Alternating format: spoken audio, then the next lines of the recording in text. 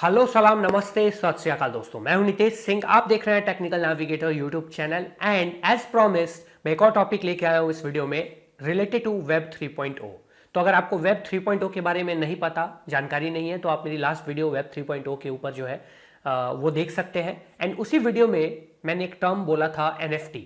ठीक है, तो हम उसी NFT के बारे में इस वीडियो में जानने वाले हैं। उसकी पूरी डिटेल क्या है, कैसे वर्क करती है, क्या इसके फीचर्स है, क्या इसके ड्रॉबैक्स हैं, या क्या ये एक सर्टेन टेक्नोलॉजी है जो आगे आने वाली टाइम में या फ्यूचर में बहुत बूम करेगी, या फिर ये भी एक तरह का बबल है जो कि आगे आने वाले टाइम में बर्स्ट कर जाएगा। ठीक है गाइस, तो NFT के पहले फुल फॉर्म को देखते हैं, नॉन फंजिबल टोकन्स, एंड इसी से इसकी डेफिनेशन को डेराइव करने की कोशिश करते हैं। देखो, नॉन फंजिबल टोकन्स, टोकन्स आप सबको पता होगा। यहां एक टर्म आया है नॉन फंजिबल। फंजिबल का मतलब अगर हम समझे तो नॉट यूनिक होता है बेसिकली, एंड जो कि इंटरचेंजेबल होता है। नॉन फंजिबल का मतलब हो जाता है सिंपली इसका उल्टा, यानी कि यूनिक और नॉन इंटरचेंजेबल या नॉन रिप्लेसेबल एंटिटी या नॉन रिप्लेसेबल टोकन। तो NFT एक तरह का टोकन है बस। ठीक है, एक डिजिटल टोकन है यू कैन से, जो कि लिंक्ड है एक डिजिटल रियल फाइल से। ठीक है, अब वो डिजिटल रियल फाइल सिर्फ और सिर्फ डिजिटल फाइल भी हो सकती है, या फिर वो एक डिजिटल फाइल हो सकती है किसी एक फिजिकल प्रोडक्ट का, ये भी हो सकता है। एंड बेसिकली ये एक तरह का ओनरशिप प्रूफ प्रोवाइड करता है जो बायर है उसको। दैट्स इट, NFT यही होता है। NFT एक डिजिटल टोकन है जो कि बेसिकली ब्लॉकचेन टेक्नोलॉजी पे काम करता है।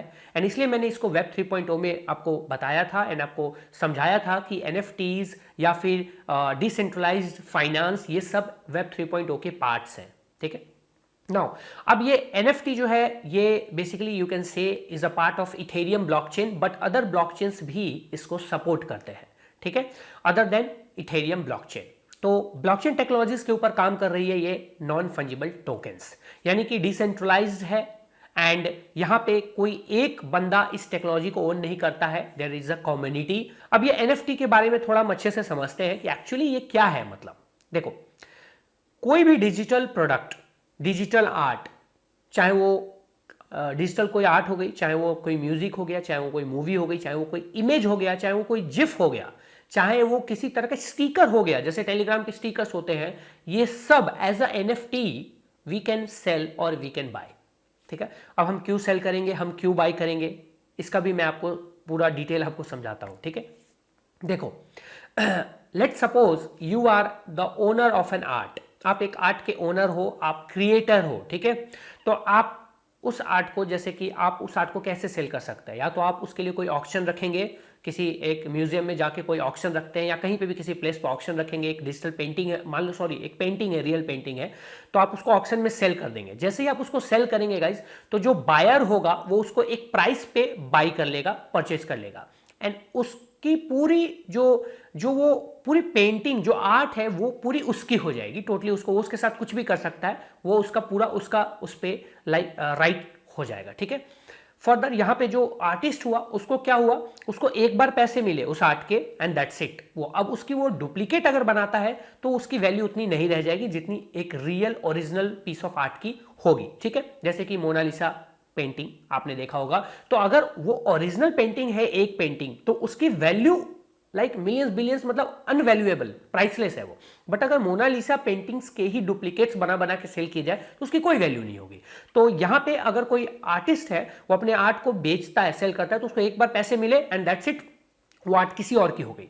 यहां पे NFTs के अकॉर्डिंग, जैसे कि अगर वो उस आर्ट को in digital form as a NFT sell करता है, तो वो उस आर्ट को सेल भी कर रहा है जो आर्टिस्ट है, उसकी कॉपीराइट उसके पास भी रह रही है, और वो चाहे तो इसको सब्सक्रिप्शन बेस्ड NFT की तरह ही सेल कर सकता है कि जब भी वो उसका NFT, वो जो डिजिटल आर्ट है, उसका जब भी वो रीसेल हो या उसका जो ओनर है वो चेंज हो, तो उसको उसका कुछ परसेंटेज एज अ कमीशन मिलता रहे फॉर अ लाइफ टाइम। अब देखो, यहां पे इसको भी मैं ब्रेक डाउन करता हूं इसको समझाने के लिए। देखो, यहां पे जब कोई NFT यानी नॉन फंजिबल टोकन्स होता है, ये बेसिकली एक टोकन है, ठीक है, जो ब्लॉकचेन बेस्ड टेक्नोलॉजी पे काम कर रहा है, एंड यहां पे ये एक डिजिटल फाइल से लिंक्ड है। तो बेसिकली हम डिजिटल फाइल का एक ओनरशिप, जो प्रूफ है, ओनरशिप प्रूफ, उसको सेल कर रहे हैं एज अ एनएफटी टोकन्स। ठीक है, इसको एक एग्जांपल के तौर पे मैं क्या समझाता हूं, जैसे कि मैं अभी जो ये वीडियो बना रहा हूं, मैं ये जो ऑडियो विजुअल कर रहा हूं, तो जिसको कि आप यूट्यूब पे देख रहे हो, तो मैं इस वीडियो को भी, ये एक डिजिटल फाइल हो गई, वीडियो फाइल हो गई, एक इस वीडियो को मैं एक एनएफटी टोकन से लिंक कर दूंगा, इस वीडियो से एक एनएफटी टोकन लिंक हो जाएगा, और वो एनएफटी टोकन, वो एनएफटी जो है मैं सेल कर सकता हूं मार्केट में। मार्केट प्लेस ऐसे जहां पे एनएफटी बाय और सेल किए जाते हैं, ऐसे बहुत सारे मार्केट प्लेसेस हैं, जैसे कि you can like take example of foundation, there is a market place foundation, you can take example of like OpenSea, ये OpenSea.io करके एक वेबसाइट है, वो भी एक मार्केट प्लेस है जहां पे अपने एनएफटीज को बाय और सेल कर सकते हैं।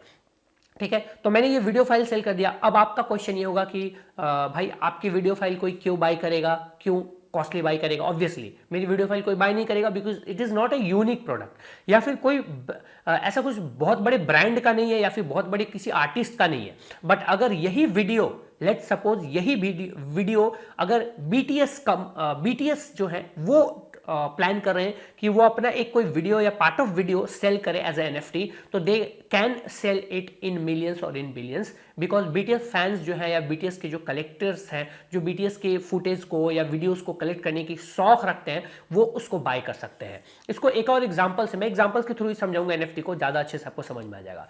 एक और एग्जांपल के तौर पे ट्विटर के जो सीईओ हैं जैक डॉर्सी, तो उन्होंने अपना first tweet, setting up my Twitter ऐसे करके उन्होंने जो फर्स्ट ट्वीट किया था, उसको एज अ एनएफटी सेल कर दिया। ठीक है, तो यहां पे उन्होंने सेल तो कर दिया, बट क्या वो ट्वीट उस बायर का हो गया? क्या वो ट्वीट उस बायर का? नहीं। जब भी कोई सेलर, जब किसी एनएफटी एसेट को सेल करता है, तो उसको दो तरह के लाइसेंसेस वो सेल कर रहा होता है। एक जो होता है वो personal and non commercial use के लिए होता है, एंड दूसरा जो होता है वो कमर्शियल यूज के लिए होता है। तो अगर ट्विटर के सीईओ जैक डॉर्सी ने उसको प्राइवेट या पर्सनल या non commercial use licence sell करा होगा एज एनएफटी, तो वहां पे जो बायर होगा वो उसको सिर्फ पर्सनल यूज के लिए यूज कर सकता है उस ट्वीट को। ठीक है, यानी कि जो भी ट्वीट था उसको एज अ इमेज या फिर एज अ लाइक डीपी वो लगा सकता है पर्सनल लेवल पे, लाइक व्हाट्सएप वगैरह पे। बट अगर वही ट्वीट अगर वो एज अ डीपी किसी बिजनेस व्हाट्सएप पे लगा रहा है, या बिजनेस लाइक कॉर्पोरेट सेक्टर में यूज कर रहा है, तो वो कमर्शियल पर्पस से अगर यूज कर रहा है तो वो वैलिड नहीं होगा। तो यहाँ पे दो तरह के लाइसेंसेस के तौर पे वो उसको सेल किया जा सकता है। नाउ गाइज, यहाँ पे एक चीज और नोटिस करने वाली बात है कि जो सेलर है उसके पास ही कॉपीराइट रहती है उस आर्ट की। ठीक है, यानी एनएफटीज में क्या होता है कि जो सेलर है उससे आप कॉपीराइट नहीं बाय कर सकते। हाँ, अनटिल अनलेस कि वो एक्सप्लिसिटली आपको सेल कर दे, वो दैट इज डिफरेंट थिंग, वो तो नॉर्मल यूज केस है। अगर कोई अपनी कॉपीराइट भी सेल कर दे तो उस पे फिर उसका कोई अधिकार ही नहीं रहेगा, जो बाई करेगा उसको फुल उस पे जो है वो अधिकार होगा। बट यहां पे एनएफटीज में क्या होता है, जनरली जो नॉर्मल स्टैंडर्ड है उसके अकॉर्डिंग कॉपीराइट जो है वो ओरिजिनल ओनर के पास ही होगा। जो फर्स्ट बायर होगा जो उसके पास बेसिकली एज एनएफटी जब वो बाई करेगा उसको, उस आर्ट को या फिर उस डिजिटल प्रोडक्ट को, तो वो एक प्रूफ ऑफ ओनरशिप होगा। यानी एनएफटी टोकन्स जो है ना वो एक तरह से प्रूफ ऑफ ओनरशिप है, जिसमें आप दो तरह के लाइसेंसेस ले रहे हैं, एक पर्सनल या नॉन कमर्शियल और एक कमर्शियल लाइसेंसेस। अगर आपके पास कमर्शियल लाइसेंसेस है तो आप उस ट्वीट को या उस इमेज को या उस वीडियो को या उस म्यूजिक को या उस एक पर्टिकुलर क्लिप ऑफ वीडियो को आप कहीं पे भी यूज कर सकते हैं, कहीं पे भी इवन कॉपी करके आप उसको कहीं और रीसेल भी कर सकते हैं। ये भी चीज है इसमें। यानी कि एनएफटी में ऐसा कोई रेस्ट्रिक्शन नहीं है कि आपने कहीं से परचेस किया किसी आर्ट वर्क को तो आप उसको कॉपी नहीं कर सकते, या फिर आप उसको थोड़ा बहुत इधर उधर चेंज करके रीसेल नहीं कर सकते। तो ये जो एक चीज फीचर है, ये इसका ड्रॉबैक भी है कि एनएफटी में यहां पे सर्टेन नहीं है कि आपको किस लेवल तक की ट्रांसपेरेंसी मिलती है जब आप कोई एनएफटी बाय और सेल करते हैं। बेसिकली अगर कोई बायर है, जैसे कि मान लो फर्स्ट बायर है जिसने ओरिजिनल क्रिएटर से कोई डिजिटल प्रोडक्ट बाय किया, अब वो उसकी कॉपी बना के ना सेकंड बायर को सेल कर सकता है। ठीक है, not an issue. But second buyer के पास प्रूफ ऑफ ओनरशिप हो जाएगी कि हाँ उसने ये चीज बाय करी हुई है, परचेस करी है एज एनएफटी फर्स्ट बायर से। ठीक है, बट ओरिजिनल जो इसका ओनरशिप, जो इसका कॉपीराइट ओनरशिप होगा, वो ओरिजिनल जो इसका क्रिएटर होगा वही होगा स्टिल। ठीक है, अब यहां पे थोड़े स्कैम्स होने के भी चांसेस हैं। लाइक एक फर्स्ट बायर ही कितने सारे कॉपीज, कितने सारे उसकी डुप्लीकेट्स बना के मार्केट में सेल कर सकता है। खुद सोचो, अगर डुप्लीकेट्स बनने लगे तो फिर उसकी वैल्यू नहीं होगी। Actually they are being fooled, जो सेकंड थर्ड बायर्स होंगे वो फूल हो रहे हैं, एंड एक तरह से फिर वो भी आगे ये काम कर सकते हैं। एक तरह का ये पॉन्जी स्कीम टाइप हो सकता है, एक टाइप का एक बबल भी आप इसको बोल सकते हैं। इसलिए मैंने बोला था कि ये क्या हो सकता है, ये बबल, क्या ये एक बबल हो सकता है जो बर्स्ट कर जाएगा एनएफटी, या फिर ये एक फ्यूचर है हमारा जहां पे ये काफी बूम करने वाला है। अब गाइज एक और एग्जांपल हम इसका लेके समझते हैं। एक कंपनी ने कुछ टाइम पहले की बात है, एक कंपनी ने एक आर्ट खरीदा, एक रियल आर्ट खरीदा, ठीक है, एक पेंटिंग आप बोल सकते हो या आर्ट बोल सकते हो, खरीदा। और खरीदने के बाद उसी कंपनी के एक और एम्प्लॉय ने या फिर एक और किसी बंदे ने उस आर्ट को लाइटर से जलाया, जो सिगरेट वाली लाइटर होती है उससे उसको जलाया और उसका वीडियो रिकॉर्ड किया, ठीक है। तो यहां पे वीडियो रिकॉर्ड करने के बाद उस वीडियो को एज अ एनएफटी सेल के लिए डाला एनएफटी मार्केट प्लेसेस पे।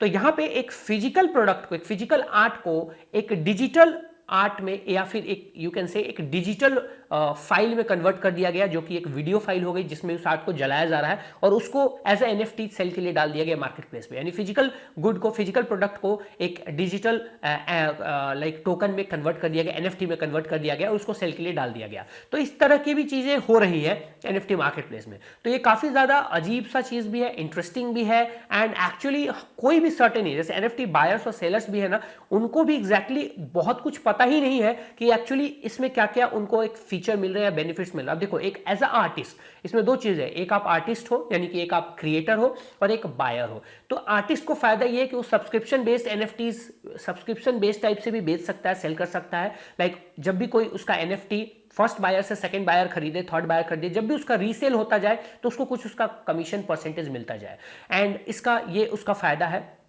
सेकेंड फायदा आर्टिस्ट के पास कि उसका ओनरशिप जो है, कॉपीराइट ओनरशिप, वो हमेशा उसके साथ ही रहेगा, जो कि वेब 3.0 का ही एक फीचर है कि जो ओनर है, क्रिएटर से, वो खुद के क्रिएशन को सेल कर सकते हैं, खुद के क्रिएशन को अपने अकॉर्डिंग अपनी प्राइस पे सेल कर सकते हैं, ठीक है। तो एनएफटी के थ्रू वो चीज फुलफिल हो रही है। नाउ एज अ बायर, अगर आप बायर हैं तो आपको भी यहाँ पे फीचर्स, आपको भी यहाँ पे प्रॉफिट, यहाँ पे फायदा मिल रहा है। बायर है तो आप क्या कर सकते हैं, एक ओनरशिप सर्टिफिकेट ले सकते हैं। बेसिकली एनएफटी एक डिजिटल ओनरशिप सर्टिफिकेट आपको प्रोवाइड करता है, एक डिजिटल फाइल का, दैट्स इट। तो आपको एक ओनरशिप सर्टिफिकेट मिल गई, यानी कि आप भी कहीं ना कहीं उसमें एक ओनरशिप है। आप उसको एज अ डीपी यूज कर सकते हैं, अगर कोई इमेज है, आप म्यूजिक है तो आप उस म्यूजिक को कहीं यूज कर सकते हैं, वीडियोस को यूज कर सकते हैं, आप उस पर्टिकुलर एसेट को, डिजिटल एसेट को यूज कर सकते हैं अपने लिए या पर्सनली या फिर कमर्शियली, ठीक है। तो आप एक तरह से उसके ओनर भी हैं, बट आप उसके क्रिएटर फिर भी नहीं है। एनएफटी आपने बाय किया भी है तो आप उसके क्रिएटर नहीं है, अनटिल अनलेस कि क्रिएटर ने एक्सक्लूसिवली आपको जो है राइट्स सेल कर दी है, ठीक है। तो वो डिफरेंट चीज है, वो तो नॉर्मल हमारे 2.0 वेब में भी देखने को मिल जाता है। तो यहां पे दोनों को फायदा हो रहा है, एंड यहां पे एक डिसेंट्रलाइज्ड एनवायरनमेंट क्रिएट हुआ है। तो यहां पे काफी सारी गेम कंपनीज, काफी सारी मूवीज को जो है प्रोड्यूसर्स ने काफी सारी मूवीज के पार्ट्स को, क्लिप्स को भी, बैनर्स को भी एज अ एनएफटी सेल किया गया है। तो ये आप समझ सकते हैं कि कितना ज्यादा ये बूम है, एंड आपको बिलीव नहीं होगा गाइज कि $90 मिलियन, 70 मिलियन डॉलर्स तक में भी एनएफटीज जो है वो सोल्ड किए गए हैं। एंड यहां तक कि एक आपने देखा होगा डोज कॉइन का जो एक सिंबल है बेसिकली, तो उसको भी एज ए एनएफटी सेल किया गया। तो देयर आर डिफरेंट एग्जांपल्स जहां पे एनएफटी को हम ला सकते हैं एंड एनएफटी को हम समझ सकते हैं उन एग्जांपल्स के थ्रू। अब गाइस यहां बात करते हैं इसके फ्यूचर के बारे में, क्या है इसका फ्यूचर। तो देखो यहां पे मैं भी अनसर्टेन हूं, एंड एक्चुअली बहुत बड़े बड़े रिसर्चर्स भी अनसर्टेन है, बिकॉज यहाँ पे कुछ लोग, कुछ रिसर्चर्स मानते हैं कि एक पॉन्जी स्कीम साबित हो सकती है, एंड इसमें स्कैम बहुत सारा हो सकता है, एंड ये एक बबल भी हो सकता है जो बाद में चल के बर्स्ट हो जाएगा।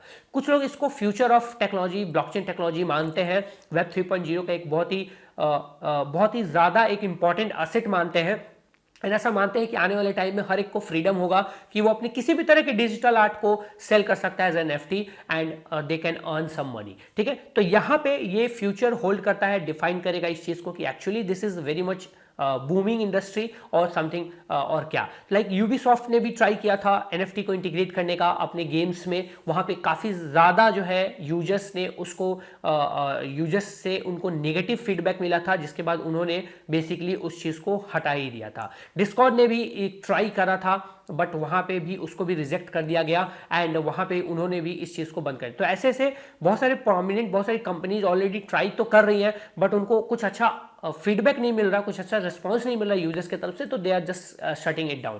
बट आगे फ्यूचर में हो सकता है यूजर्स अवेयर हो एनएफटी के बारे में, उनको पता चले इसकी जो पॉसिबिलिटीज है उसके बारे में आइडिया हो एंड वो इस चीज को एक्सेप्ट करना शुरू करे काफी ज्यादा वाइड रेंज में, तो हो सकता है इसकी पॉपुलैरिटी कॉमन जो पीपल है, कॉमन जो लोग हैं उनके पास ज़्यादा बढ़े और फिर इसकी पॉपुलैरिटी और भी ज़्यादा ग्लोबली इंक्रीज हो एंड फिर हो सकता है कि ये एक बेसिकली ये एक ऐसा चीज़, एक ऐसी डिजिटल टेक्नोलॉजी, एक ऐसा टेक्नोलॉजी साबित हो जो कि आने वाले टाइम में काफ़ी बूम करेगा। एंड क्योंकि वेब 3.0 का ज़माना है, हालांकि ये टेक ओवर नहीं कर सकता 2.0 को इतना easily, it's not possible, but still it can boom and I believe so कि बूम कर सकता है। बट यहाँ पे एक टर्म पे इसका अगर ड्रॉबैक्स देखें तो उसके अकॉर्डिंग अगर बात करें तो यहाँ पे स्कैम्स वगैरह होने के काफ़ी चांसेस है, क्योंकि एनएफटी सेल करना, एनएफटी के ओनरशिप अगर सेल करना जो है वहाँ पे ये आपको कोई रिस्ट्रिक्शन नहीं देता है या ऐसी कोई रिस्ट्रिक्शन नहीं लगाता है कि उसको आप कॉपी करके रीसेल नहीं कर सकते। आप कॉपी कर सकते हो, रीसेल कर सकते हो, उसी तरह का चीज वैसे ही बना के भी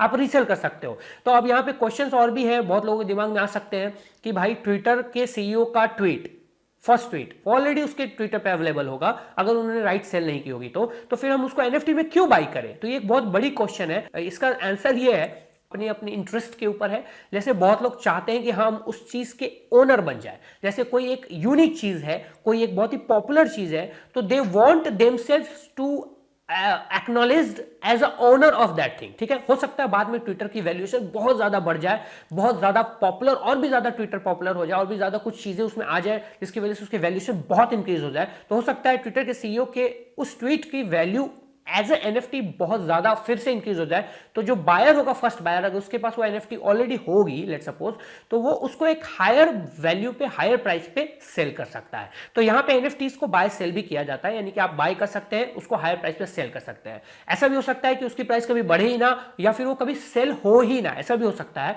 तो फिर उस केस में आपका लॉस भी हो सकता है। तो यहां पे प्रॉफिट लॉस, फीचर, ड्रॉबैक सारी चीजें हैं। एनएफटी के बारे में मैंने आपको बताया, आपको एनएफटी की सारी डिटेल बताई, एग्जांपल के थ्रू समझाया कि एक्चुअली ये कुछ भी नहीं है, एक डिजिटल टोकन है जो कि एक डिजिटल फाइल से लिंक्ड है, एक प्रूफ ऑफ ओनरशिप है, दैट्स इट। इसके अलावा एनएफटी कुछ भी नहीं है। आपको किसी के आर्ट में, ओरिजिनल आर्ट में, आपको किसी के यूनिक आर्ट में ओनरशिप चाहिए तो आप बिल्कुल आप एनएफटी उस चीज का बाय कर सकते हैं, एज एनएफटी उसको बाय कर सकते हैं, नॉट एन इशू। वो आपके अपनी जो है वो सिलेक्शन होने वाली है। बट पर्सनली अगर मेरी बात आप करें, अगर मैं अपने ओपिनियन दूं, तो भैया मैं ऐसा काम कभी नहीं करूंगा। हाँ, मैं सेल जरूर करूंगा, मैं बाय एनएफटी तभी करूंगा या उसी एसेट का करूंगा जो एक्चुअली जो है वो मेरे लिए प्रॉफिटेबल हो सकती है, या फिर आने वाले टाइम उसकी वैल्यू बहुत बढ़ सकती है। बट अभी ये चीज कहना बहुत मुश्किल है, या फिर बहुत लोगों को अभी तक ये चीज समझ में आया भी नहीं है कि एक्चुअली फ्यूचर क्या होगा इस चीज का। तो हमें थोड़ा वेट करना चाहिए। अभी तक आप छोटे मोटे इन्वेस्टमेंट कर सकते हो, छोटी मोटी कुछ यूनिक एनएफटीज बाय कर सकते हो ओपनसी और फाउंडेशन जैसे प्लेटफॉर्म पे जाके, एंड वहां पे उनको सेल कर सकते हो हायर प्राइस पे थोड़ी बहुत एक्सपीरियंसेस के लिए। बट बहुत ज्यादा इन्वेस्टमेंट के लिए मैं सजेस्ट नहीं करूंगा। एंड अगर गाइज आपको ऐसे एनएफटी से रिलेटेड कोई और भी टॉपिक पे या एनएफटी से रिलेटेड वीडियो चाहिए, वेब 3.0 से रिलेटेड और भी वीडियो चाहिए, तो कमेंट सेक्शन में मुझे बताओ, मैं और भी इसकी वीडियोस लेके आऊंगा, इससे कनेक्टेड वीडियोस लेके आऊंगा। लास्ट में मैं सबको सम अप करूंगा एंड मैं आपको पूरा चीज बताऊंगा कि एक्चुअली 3.0 में ये सब कैसे काम करती है, किस तरह से वर्क करती है, किस तरीके से ये चीजें एक्चुअली 3.0 में एग्जिस्ट करती है। सो गाइज, मैं मिलता हूं आपसे नेक्स्ट वीडियो में। आई होप आपका ये जो एनएफटी का कंसेप्ट है वो पूरा क्लियर हो गया होगा। बहुत सिंपली बताने की कोशिश करी है, फिर भी अगर आपको क्लियर नहीं हुआ लेट्स सपोज, तो आप कमेंट सेक्शन में पूछ सकते हैं। वीडियो अगर अच्छा लगा तो भाई वीडियो को शेयर करो अपने दोस्तों के साथ, ताकि कम से कम वीडियोस सब तक पहुंचे, ये जानकारी सब तक पहुंचे। और मैं आपसे मिलता हूं नेक्स्ट वीडियो में। Till then bye bye, take care.